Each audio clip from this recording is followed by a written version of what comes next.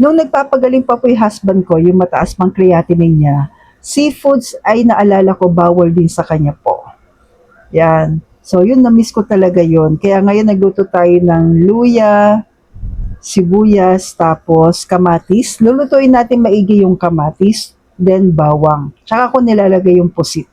Isa ito sa na-miss ko dati. Pero sa totoo lang po, actually, kapag wala na talaga yung high carb, pwede naman talaga yung pusit. Yan, pwede naman talaga yung meat. Basta wala po siyang kasabay na high carb.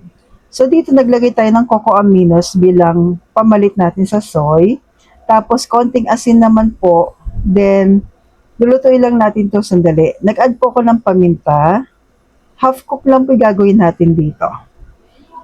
Then add muna tayo ng tubig, pinaka sabaw natin o sauce natin po. Takpan natin sandali. So after mga 1 minute, tanggalin na po muna natin. Kasi palalabutin natin yung sauce niya. Kasi yung pusit po, pagka ma-overcook, hindi na po siya maganda. Titigas yung ating pusit. Yan. Mag-a-add tayo ng vinegar. Tapos takpan natin para sa ilang minuto po. Then pagkakulo at malapot na, balik na po natin yung ating pusit. So yun po, pwede naman. Kaso nga lang, sa akin kasi, para sa peace of mind, then sinunod muna na din namin yung kanyang doktor.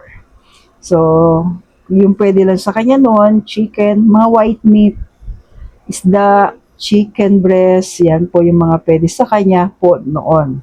Base sa food list ng doktor niya po.